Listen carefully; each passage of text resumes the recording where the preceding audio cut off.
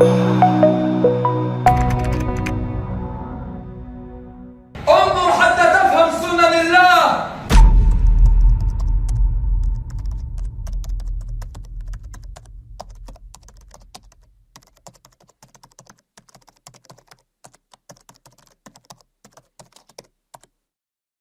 الأبطال لا نحني الرؤوس، إننا للمجد أرخصنا النفوس. السلام عليكم ورحمة الله تعالى وبركاته. салом ва раҳмати Аллоҳ бар шумо бод. хушомадед ба шумораи навбатии барномаи тарбияи ақидавӣ барои насли озодихоҳ. барномаи имрӯза қисми дуюм мебошад, ки ба мафҳуми ғалаба иртибот дорад ва мо онро дар доираи ақидаи исломӣ баррасӣ хоҳем кард. дар барномаи гузашта мо ҷанбаҳои муҳимтарини мафҳуми ғалабаро муфассал шарҳ додем. аз ҷумла сухан дар бораи он буд, ки ғалаба танҳо ва танҳо аз ҷониби Аллоҳи азза ва ҷалла мебошад. Аллоҳи таоло дар Қуръон мефармояд: ғалаба танҳо аз ҷониби Аллоҳ аст. ин оят ба таври возеҳ таъкид мекунад, ки манбаи ҳар гуна ғалаба танҳо Аллоҳ аст ва ғайри ӯ ҳеҷ кас сазовори нисбат додани ғалаба нест. мо ҳамчунин дар барномаи гузашта фарқи аслӣ байни дархости мӯъҷиза ва дархости кӯмаку ёрии Аллоҳро шарҳ додем. он касе ки мӯъҷиза талаб мекунад одатан шахси беамал, танбал ва тарсончак аст, ки намехоҳад ягон кӯшише ба харҷ диҳад ва худро барои мубориза омода кунад. аммо мусалмоне ки нусрату ёрии Аллоҳро талаб мекунад, шахси фаъол, заҳматкаш, пофишор ва қотеъ мебошад. ӯ бо ихлос барои ҷиҳод омодагӣ мебинад ва ба муҷоҳид дар роҳи Аллоҳ табдил меёбад. маҳз дар ҳамин нуқта мо барномаи гузаштаамонро ба поён расонидем ва имрӯз аз ҳамин ҷо суханро идома хоҳем дод. ҳақиқат дар он аст, ки мо уммате ҳастем, ки ба василаи ҷиҳод дар роҳи Аллоҳ пирӯз мегардад, на ба василаи мӯъҷизаҳо. сеюм чизе ки ҳангоми сухан дар бораи ёрии Аллоҳ ба уммати исломӣ бояд ҳатман дар ёд дошта бошем, ин хатарнокии паҳн шудани як ақидаи ботилест, ки бо номи қадарияи ғайбия маъруф аст. дар асли ин ақида забони яккунии ҷинояткорона ниҳон аст, яъне ҳамкорӣ ва ҳаммаслиҳатии ҳокимони золим бо уламои фурӯхташуда, ки ҳадафашон дар қалби мусалмонон рӯҳияи ҷиҳодро шикастан ва орзуи ғалабаро аз онҳо гирифтан аст. тарафдорони ин ақидаи гумроҳ мусалмононро ба сукут ва беамалӣ даъват мекунанд ва онҳоро бовар мекунонанд, ки гӯё мо дар остонаи зуҳури маҳдӣ ва дигар аломатҳои қиёмат қарор дорем ва аз ин рӯ гӯё ҳама гуна талош ва ҳаракат бефоида ё ҳатто хатарнок аст. ин андеша зеҳни мусалмононро заҳролуд мекунад ва гуфтаҳои пайғамбарро дар бораи воқеаҳои оянда таҳриф ва нодуруст тафсир мекунад. дар натиҷа мусалмонони фирефташуда аз ҷиҳод дар роҳи Аллоҳ рӯ мегардонанд, худро нотавон эҳсос мекунанд ва дар интизори мӯъҷизаҳо менишинанд. ин гуна одамон, ки гирифтори ин ақидаи хатарнок шуданд, аз доираи сабаб ва мусаббабот хориҷ мешаванд, аз талош барои дифои ҳақ ва ҳимояи ҳуқуқи худ даст мекашанд, бо золимон мубориза намебаранд ва мавқеи хомӯширо пазируфта интизорӣ ва беамалиро кори ҳалол мепиндоранд. онҳо ҳатто дарк намекунанд, ки ин гуна беамалӣ аз бузургтарин гуноҳҳост, зеро онҳо динро танҳо мегузоранд, бародарони мусалмоношонро ба тақдири сарнавишт вогузор мекунанд ва аз иҷрои вазифаҳои бузурге, ки Аллоҳи таоло бар дӯши онҳо ниҳодааст, рӯй метобанд. вазифаҳои чун татбиқи аҳкоми шариат, эҳёи хилофат ва барафроштани парчами ҷиҳод дар роҳи Аллоҳ. мутаассифона чунин ҳолат имрӯз ба таври васеъ дар миёни мусалмонон мушоҳида мешавад. бигзор Аллоҳи таоло бародарони моро аз ин ҳолат раҳоӣ бахшад ва моро сабабе барои ислоҳи ин уммат гардонад. ин се ҷанбаи муҳими масъалаи ғалаба, ки мо онҳоро дар барномаи гузашта муҳокима кардем, ба мо як масъулияти навро бор мекунад: иҷрои он вазифаҳое, ки шариат барои расидан ба ғалаба бар дӯши мо ниҳодааст. пас аз он ки мо дарк кардем, ки ғалаба танҳо аз ҷониби Аллоҳ меояд, мо бояд дарк кунем, ки ин ғалабаро Аллоҳ ба шарти иҷрои фармудаҳои худ тақдир мекунад. барои иҷрои он амрҳо мо ба се намуди омодагӣ ниёз дорем. якум, омодагии ақидавӣ ва идеологӣ. дуюм, омодагии моддӣ.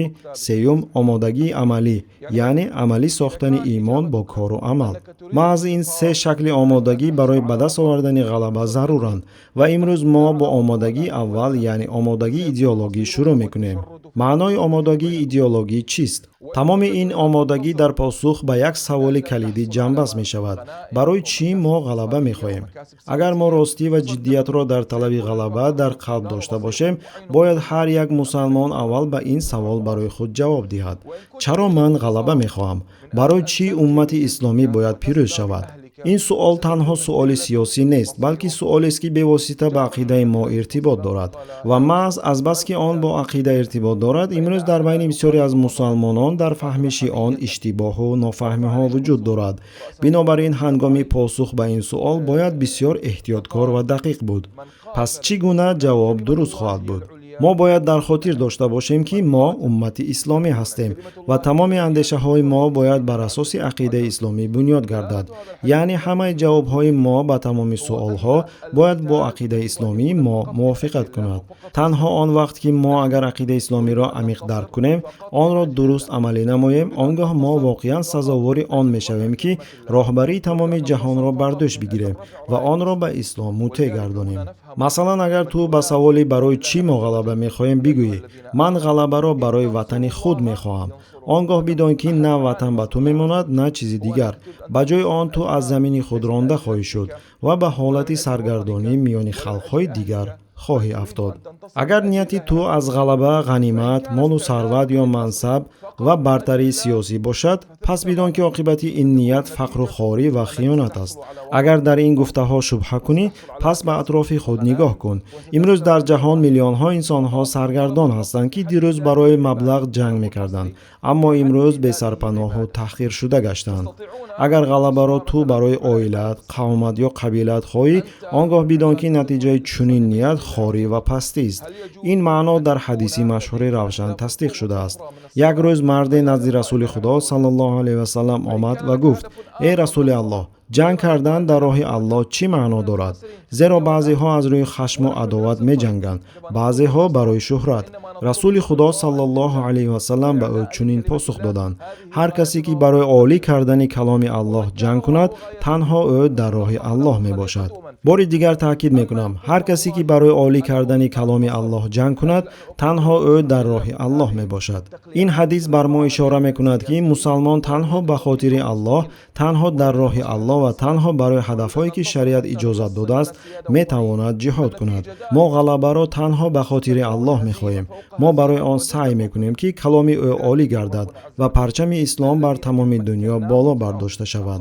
маҳз бо ҳамин фаҳмиш бояд суханони Аллоҳи мутаалро дар Қуръон дарк намуд, ки мефармояд: эй муъминон, агар шумо ба Аллоҳ ёрӣ диҳед, ӯ низ ба шумо ёрӣ мерасонад ва қадамҳои шуморо устувор мегардонад. Аллоҳ ба онҳое кӯмак мекунад, ки ба дини ӯ ёрӣ мерасонанд. акнун аз худ суол бикун: барои чӣ ту аз Аллоҳ ёрӣ ва ғалаба мепурсӣ? барои ватани худ, барои хонаводаат, барои сарват, мансаб ё шӯҳрат, ё танҳо барои Аллоҳ, барои олӣ кардани дини ӯ? агар воқеан ту барои Аллоҳ омода мешавӣ ва танҳо ба хотири ӯ ғалабаро мехоҳӣ, пас мутмаъин бош, ки бо ризояти Аллоҳ ту ҳама чизро ба даст меорӣ: ватан, амният, обрӯ, сарват ва қудрат. ва бидон, агар ту ғалабаро аз Аллоҳ танҳо бо нияти холис ва ба хотири ӯ талаб кунӣ, пас худи ҳамин дуо ва хоҳиш ибодат аст. бале, худи дуо ибодат мегардад, василаи наздик шудан ба Парвардигори оламиён. барои фаҳмиши амиқтари ин принсип, онро бо ибодат дар вақти намоз муқоиса мекунем. оё ту вақте, ки барои намоз бармехезӣ ҳамчун ибодати Парвардигори оламиён, ҳақ дорӣ дар он лаҳза ягон ҳадафи дигаре дошта бошӣ, ғайр аз розигии Аллоҳ? агар касе намозро барои мақсадҳои дунёвӣ бигузорад, ҳам дар дунё зиён мебинад ва ҳам дар охират. ҳамин қоида низ дар мубориза то пирӯзии ниҳоӣ амал мекунад.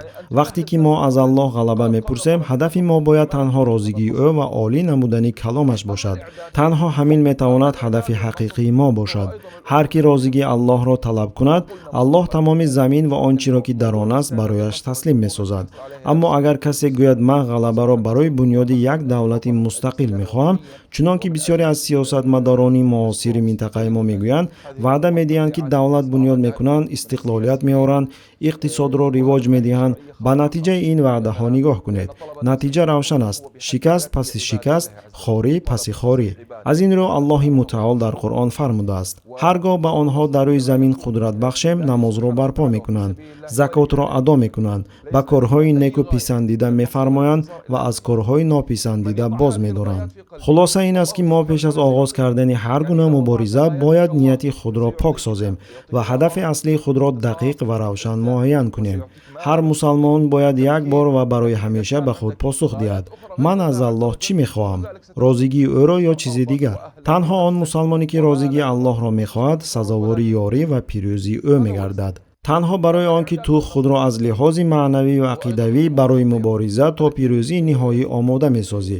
танҳо ба хотири ризояти Аллоҳ, на барои ягон шиорҳои ватанпарастии миллӣ ки аксаран аз забони баъзе сиёсатмадорон шунида мешавад. ҳатто бо ҳамин, ҳанӯз то оғоз кардани ҷанг пеш аз ҳар гуна амалиёт ту аллакай сазовори ёрии Аллоҳ мегардӣ ва дар қатори онҳое намешавӣ ки Аллоҳ онҳоро аз ёриаш маҳрум мекунад. маҳз бо ҳамин сабаб Аллоҳи мутаол дар Қуръон фармудааст: агар Аллоҳ ба шумо ёрӣ расонад, касе бар шумо ғолиб нахоҳад омад, ва агар ӯ шуморо танҳо гузорад, пас кӣ пас аз ӯ ба шумо ёрӣ хоҳад расонд? пас муъминон бояд бар Аллоҳ таваккул кунанд. ҳамин аст моҳияти омодагии ақидавӣ ба ғалаба. вақте ки мо барои баланд бардоштани каломаш пирӯзиро аз Аллоҳ талаб мекунем, худи ҳамин дуо ва талаб ибодати комил ба Аллоҳ аст, ба мисли намоз гузоштан. чунки мо ба хотири Аллоҳ аз ӯ ёрӣ мехоҳем. нияти холис ва ҳадафи ягонаи мо олӣ намудани каломи ӯ аст, татбиқи аҳкоми шариат ва барпо кардани давлати исломист. ин аст маънои ҳақиқии омодагии ақидавӣ. омодасозии хештан, пайдо кардани ҷавоби дуруст ва холисона ба саволи асосӣ: ман барои чӣ ғалаба мехоҳам? акнун мегузарем ба навъи дуюми омодагии моддӣ. ин ҷиҳат низ бисёр муҳим аст. мутаассифона имрӯз дар миёни мусалмонон хатоҳои ҷиддие дар ҳамин масъала дида мешавад, ки решаи он дар соддалавҳии бархе аз афрод ҷой дорад. соддалавҳие ки ба истилоҳ бо номи ҷиҳоди Афғонистон маъруф шудааст.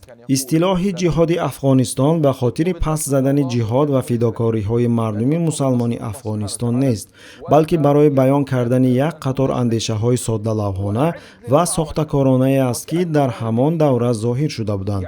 аллоҳ биомурзад он касонеро ки сабабгори паҳн шудани ин афкор шуданд, зеро ҳадафи ибтидои онҳо танҳо пинҳон кардани он буд, ки мусалмонони Афғонистон дар муборизаи самимии худ алайҳи Иттиҳоди Шӯравӣ аз кӯмаки амрикоиҳо истифода мебурданд. барои рӯпӯш кардани истифодаи силоҳҳои амрикоӣ аз сӯи муҷоҳидон, тарафдорони ин афкор ба таъвил ва таҳрифи пирӯзиҳоро ба сифати мӯъҷизаҳо оғоз карданд, аммо онҳо шояд бидуни қасд дар зеҳни мусалмонон асоси фаҳмиши дурусти исломӣ дар бораи зарурати омодагии моддиро суст карданд. онҳо мегуфтанд, ки гӯё як муҷоҳиди афғон метавонист бо як корд ҳавопаймои ҷангии шӯравиро сарнагун кунад. кордро ба ҳавопаймои Ми-8 ҳавола медиҳад ва он якбора меафтад. ҳамчунин мегуфтанд, ки муҷоҳид бо гирифтани автомати калашников бо гуфтани бисмиллоҳ ва бо як тир тамоми ротаи сарбозони душманро нобуд месозад. ё мегуфтанд, ки муҷоҳид бисмиллоҳ мегӯяд ва аз миёни борони снарядҳо саломат мегузарад. либосаш пора пора мешавад, аммо дар бадани ӯ ҳатто ҷароҳате нахоҳад буд. натиҷаи паҳн шудани чунин афсонаҳои ғайривоқеӣ он шуд, ки дар зеҳни мусалмонон як намуди беэътиноӣ ва соддалавҳӣ ҷойгир шуд, ки онҳоро аз омодагии ҷиддӣ ва воқеӣ ба ҷиҳод, ки шарти зарурии расидан ба ғалаба аст, маҳрум сохт. бо таваҷҷӯҳ ба ин, ман мехоҳам як нуктаро ба таври қатъӣ таъкид кунам. барои расидан ба пирӯзӣ мусалмон бояд ҳам омодагии фикрӣ дошта бошад ва ҳам омодагии моддӣ. ҳардуи ин навъи омодагӣ шартҳои зарурие ҳастанд, ки Аллоҳи таоло онҳоро аз мо талаб мекунад. дар бораи аҳамияти омодагии фикрӣ мо аллакай сухан рондем ва иншааллоҳ дар барномаҳои оянда низ борҳо ба ин масъала бармегардем. аммо омодагии моддӣ низ аҳамияти кам надорад. дар ин маврид мехоҳам сухани як шайхро ёдовар шавам, ки рӯзе гуфта буд: аз Аллоҳ кӯмак бихоҳ, гӯё ки ҳеҷ роҳи дигари наҷот барои ту вуҷуд надорад. яъне вақте аз Аллоҳ кӯмак мехоҳӣ, бояд бо шуури комил дарк кунӣ, ки бе кӯмаки ӯ ту нотавону бечора ҳастӣ. сипас шайх афзуд: ва худро барои набард омода бисоз, гӯё ки Аллоҳ аслан туро кӯмак нахоҳад кард. این سخنان اهمیت آمادگی جدی مسلمان را هم از جهت فکری و هم از جهت مادی تاکید میکنند. همین گونه بود رفتاری رسول خدا صلی الله علیه و سلم. اگر کسی نسبت به این شبهه داشته باشد، بگذار بار دیگر به طور عمیق و با دقت تاریخ جنگ هایی که پیامبر صلی الله علیه و سلم در آنها شرکت داشتند مطالعه کند و شاهد می شود که هر چی گفتیم همش واقعیت دارد. بیایید مثلا اولین جنگ بزرگ در حیات پیامبر صلی الله علیه و سلم جنگ بدر را به یاد داریم. وقتی ما میخواهیم درباره کمک الله به مؤمنان سخن بگوییم، معمولا محض همین نبرد را مثال میآوریم. ما میگوییم که الله مؤمنان را با فرستادن لشکر فرشتگان یاری نمود و چگونه گروهی کمی مسلمانان با اسلحه اندک توانستند لشکر زیاد و پرقوت کافران را شکست دهند. اما حالا بیایید به آن اقدام‌های توجه کنیم که رسول خدا صلی الله علیه و سلم پیش از آغاز جنگ انجام دادند. آنها در همه جبهه، هم از جهت نقشه‌گیری، هم از جهت موقع‌گیری، هم از جهت آماده سازی لشکر کارهای جدی انجام دادند. آنها توکل را با سبب‌ها و آمادگی واقعی یکجا نمودند. محض همین توازن است که مسلمان باید آن را دائما رعایت نماید. اولین چیزی که ما باید به آن توجه نماییم این است که خود رسول خدا صلی الله علیه و سلم میدان جنگ را به دشمن تحمیل کردند. با اقدام‌های پیش‌اندیشیده‌شان ایشان قریشی ها را وادار ساختند که لشکر جمع کرده آن را به جای بیارند که برایشان مساعد و موافق بود. با زبان معاصر نظامی بگوییم، رسول خدا صلی الله علیه و سلم نظارت را بر جغرافیا و توپوگرافیای جنگ به دست گرفتند، یعنی خودشان جا و فضای جنگ را انتخاب کردند و از خصوصیت‌های زمین برای دریافت برتری استراتژی استفاده بردند. دوم، ایشان پیش از آمدن قریشی ها همه منابع آب را در میدان بدر اشغال کردند. چاهایی که به مسلمانان لازم بودند گرفتند و باقی مانده اش را از کار برآوردند تا دشمن را از دسترسی به آب محروم سازند. در نتیجه دشمن به حمله در شرایط نامساعد و تحت فشار تشنگی مجبور شد. سوم، پیامبر صلی الله علیه و سلم اسکران خود را بر همه بلندی ها و تپه های مهم بدر جایگیر کردند. چهارم، ایشان دسته های جاسوسی را به همه راههایی که به سوی میدان نبرد می بردند فرستادند تا نظارت کامل بر حرکت های دشمن داشته باشند. پنجم، ایشان جای امن و مناسب را در منطقه بدر برای نگاه داشتن خیمه فرماندهی انتخاب کردند که آن به صفت مرکز فرماندهی عالی مسلمانان خدمت میکرد. با همین تیاری به انجام نرسید. با وجود آنکه لشکر ایشان تنها زیاده از 300 نفر بود، رسول خدا صلی الله علیه و سلم آن را به گروه‌های جنگی علاهیده وابسته به نوع اسلحه تقسیم کردند و در صف‌های تنظیم شده جای دادند، چیزی که برای عرب‌های آن زمان نویگری بود. ایشان لشکر را به 4 گروه تقسیم کردند. گروه اول کمانچیان که در زبان امروزه آنها را تیراندازان میگوییم. گروه دوم نیزه‌زن‌ها، گروه سوم شمشیرگران. این 3 گروه فرمانی مشخص گرفتند. اول از دور دشمن را با تیر بزنید. وقتی نزدیکتر شد با نیزه حمله کنید. اگر باز هم نزدیکتر آمد با شمشیر درگیر شوید. نگاه کنید که رسول خدا صلی الله علیه و سلم پیشکی نقشه جنگی را آماده کردند و آن را بر دشمن تحمیل نمودند و عسکران را چنان از جهت تاکتیکی جای دادند که برایشان سودمند گردید. چهارم، گروه چهارم وظیفه داشت که در علم نظامی معاصر دستگیری لوجستیکی نامیده می شود. اینها شخصانی بودند که مسئول تامین خوراک، داروواری، دکتران، سانیترها و یاوران بودند که به جنگاوران میدان کمک می رساندند. همه اینها دلیل آنند که در اسلام جهاد حقیقی نه تنها با نیت خالص بلکه با آمادگی جدی تاکتیکی و مادی نیز صورت می گیرد. پس از این رسول خدا صلی الله علیه و سلم هر یکی از 4 گروه جنگی را به زیرگروه ها تقسیم نمودند. در اصطلاح نظامی معاصر چنین زیرگروه ها قسم ها نامیده می شوند، یعنی واحد خرد جنگی که از 5-6 سرباز عبارت است و هر یک عضو آن اختصاص مشخص نظامی دارد.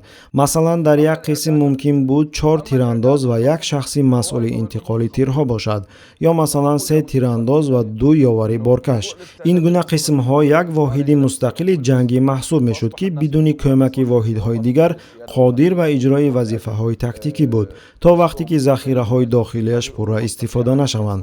هدف از چنین تشکیلات افزایش قابلیت مانور و تاثیرناکی هر یک واحد جنگی، حفظ ترتیبات و مساعدت به اجرای امر فرماندهی در شرایط سخت جنگ بود.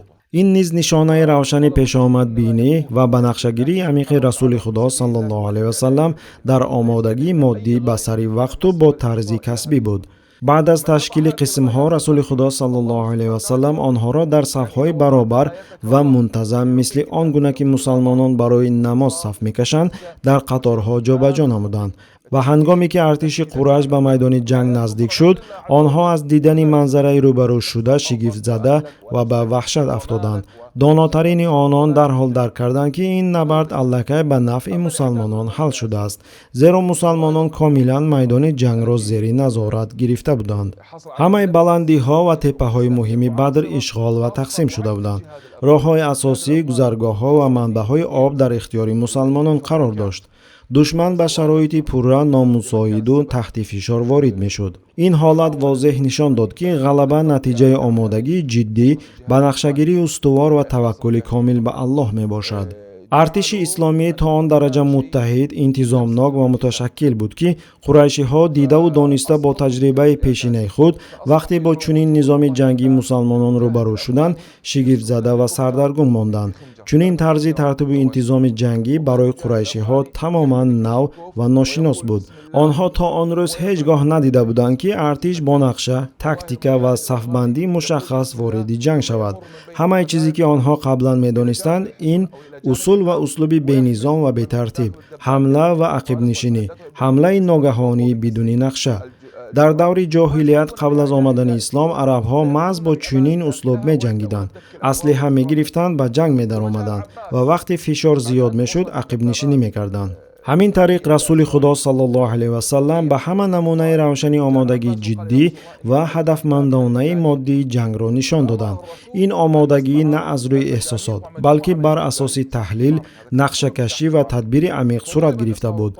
با چنین عمل کرده اشان پیامبر خدا صلی الله علیه و سلم به تمام امت فهماندند که غلبه در جنگ تنها با توکل نمی شود بلکه تلاش عملی، بنقشه‌گیری و تیاری کامل نیز شرطی حتمی است. پس از آن که رسول خدا صلی الله علیه و سلم تمام چاره‌بینی های ذکر شده را انجام دادند، از قبیل آوردن نیروی پیشکی آماده شده، صفکشی منظم، تقسیم به گروه ها و قسم ها، اشغال بلندی های استراتژی بدر به عمل بی‌نهایت مهم دست زدند که باید به آن اهمیت جدی دهیم. آن حضرت به خیمه خود در آمدند و با اشک در چشم با دعای پرجوش به سوی پروردگار روی آورده گفتند: ای الله، اگر این گروه نابود شود پس از این دیگر کسی به تو عبادت کننده نمیماند. دعای آن حضرت چنان صمیمی و تأثیر بخش بود که ابوبکر الله از او راضی باد با اشک چشم نزد ایشان آمد، ردایش را بر کتف رسول صلی الله علیه و سلم گذاشته گفت: خود را نگه دارید ای رسول الله، در حقیقت الله وعده خود را به شما عملی خواهد کرد. محض همین گونه آمادگی، یعنی پیوستن سبب‌های مادی و سبب‌های معنوی، اصول صحیح رسیدن به غلبه است. آمدن به میدان مبارزه تنها با دعا و انتظار معجزه اشتباه و حتی گناه است. این را خودی پیامبر خدا صلی الله علیه و سلم در تمام غزوه‌هایشان نشان دادند.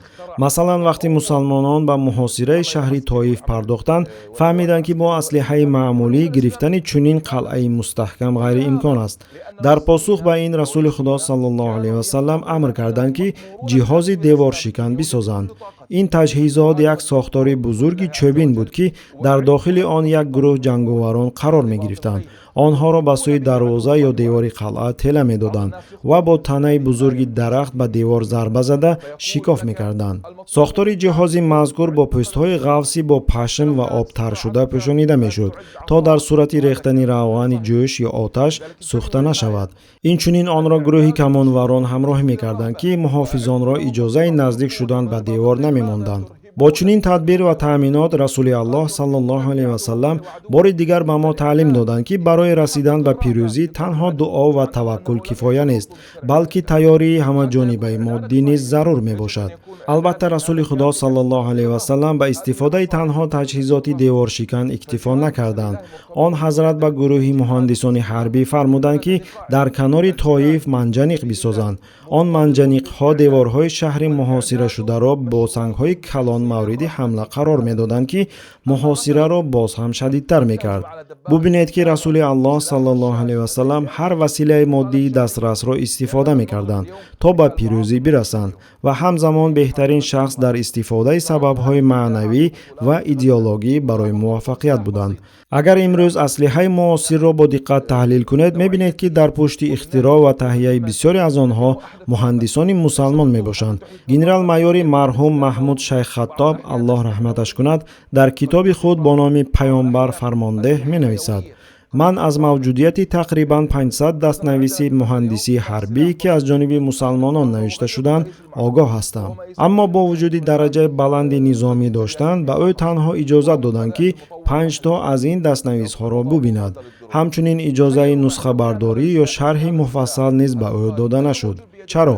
зеро бисёре аз ихтироъҳои ҳарбии муҳандисони исломӣ то имрӯз дар архивҳои кишварҳои аврупоӣ дар сатҳи махфӣ нигоҳ дошта мешаванд. дар тӯли таърихи худ мусалмонон дар соҳаи илмҳои ҳарбӣ ва муҳандисӣ пайваста пешсаф ва навовар буданд. чаро? зеро онҳо хуб медонистанд, ки омодагии комили моддӣ барои пирӯзӣ фарзи худованд аст ва ҷузъи имони дуруст ба шумор меравад. масалан, нахустин намунаи киштии зериобӣ аз ҷониби мусалмонон ихтироъ шудааст ва туфакҳои зериобӣ низ аввалин шуда аз ҷониби онҳо сохта шуданд. чиниҳо гарчи борудро ихтироъ карда бошанд ҳам, вале асосан онро дар тиб ва театр истифода мебурданд. вале вақте ки боруд ба дасти мусалмонон афтод, онҳо онро фавран дар соҳаи ҳарбӣ истифода бурданд. агар шумо таърихи рушди фанни низомӣ дар ҷаҳони исломро омӯзед, яқинан хоҳед дид, ки аксари ихтироъҳо ва бозсозии технологияҳо маҳз аз ҷониби мусалмонон анҷом дода шуданд. барои чӣ мусалмонон ҳамаи ин ихтироъҳоро анҷом доданд? ҷавоб равшан аст. зеро онҳо бо дилу ҷон дарк мекарданд, ки аллоҳи мутаало аз онҳо талаб мекунад, ки ҳама гуна воситаҳои моддии дастрасро барои пирӯзӣ ба кор бигиранд. дар ин бора аллоҳи таоло дар Қуръон мефармояд: барои муқобила бо онҳо омода созед қувватеро, ки метавонед, ва аспҳои ҷангиро, то бо он душмани Аллоҳ ва душмани худро битарсонед. пас барои уммати исломӣ танҳо дуо кардан кофӣ нест. иҷрои сабабҳои моддӣ ва маънавӣ барои пирӯзӣ ин фарзи ақидавӣ ва амалӣ аст. баъзе одамон калимаи қувватро, ки дар ин ояти карима омадааст, нодуруст мефаҳманд ва мегӯянд: аз мо танҳо омодагӣ дар ҳадде талаб мешавад, ки қудрат дорем. агар мо фақат бо чӯб худро мусаллаҳ карда тавонем, ҳамин басанда аст. аммо ин гуна фаҳмиш комилан нодуруст аст. агар ба гуфтаҳои аллоҳи таоло дар ин оят бо диққат назар андозем, мебинем, ки омодагие, ки аз мо талаб мешавад, бояд ончунон бошад, ки душманонро битарсонад. лутфан ба оят диққат кунед. барои муқобила бо онҳо омода созед қувватеро, ки метавонед, ва аспҳои ҷангиро, то бо он душмани Аллоҳ ва душмани худро битарсонед. пас Аллоҳ шарти возеҳ гузоштааст. омодагӣ бояд ончунон бошад, ки дар дили душман тарс ҷой кунад.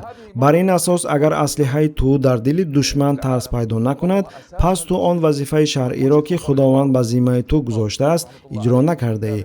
барои он ки омодагии моддии ту дуруст ва шоиста бошад, он бояд қудрате дошта бошад, ки дар қалби душманон тарс ворид кунад.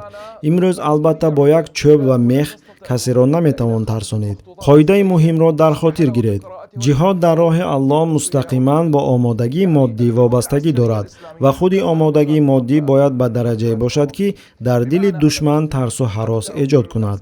аз ҳамин сабаб вақте мебинем, ки фаластиниҳо ба сӯи танки исроилӣ бо номи меркава санг мепартоянд ё бо автомат ба он тир мекушоянд, мо ҳаргиз наметавонем чунин амалро омодагии кофӣ аз нигоҳи шариат номем. ҳар касе, ки иддао кунад, ки чунин омодагӣ басанда аст, бо матни равшани Қуръон, ки қаблан зикр кардем, мухолифат мекунад.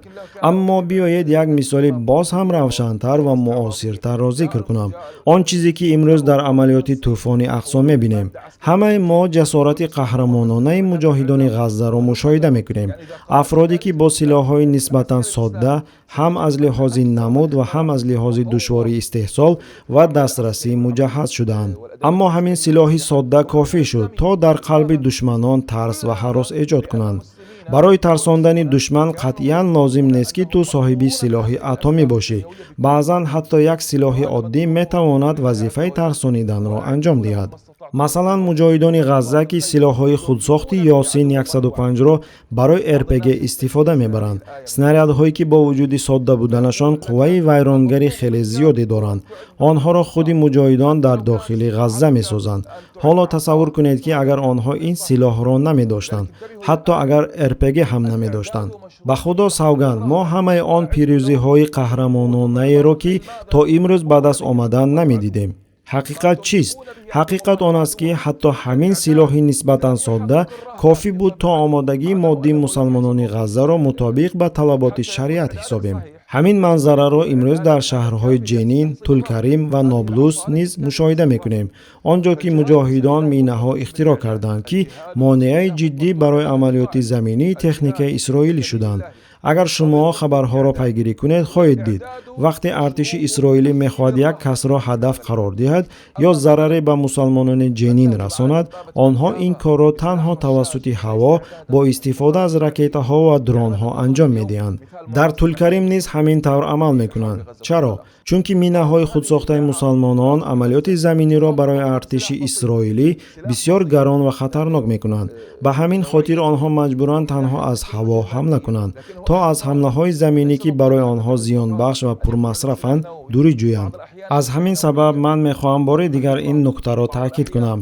ҷиҳод дар роҳи Аллоҳ мустақиман бо омодагии моддӣ пайванд мебошад ва чунин омодагӣ танҳо вақте ҳисобида мешавад ки воқеан душманро ба тарс андозад. дар ақидаи мо чизе ба мисли ҷанги кӯркӯрона ё бархӯрди ногаҳонӣ беомодагӣ вуҷуд надорад. на дар суннати паёмбар саллаллоҳу алайҳи васаллам, на дар таърихи амирони насли нав ва на дар амалҳои султонҳои баъдӣ ҳеҷ гоҳ амалиёти ҷиҳод бо такя танҳо бар қаҳрамонӣ ва орзуи шаҳодат вуҷуд надоштааст. ҳеҷ гоҳ лашкари исломӣ ба майдони ҷанг беомодагӣ дақиқ ва ҳисобшуда набаромадааст. дар хотир доред, ҷиҳод наметавонад танҳо бар қаҳрамонӣ, ҳисси баланди рӯҳӣ ва хоҳиши шаҳид шудан такя кунад.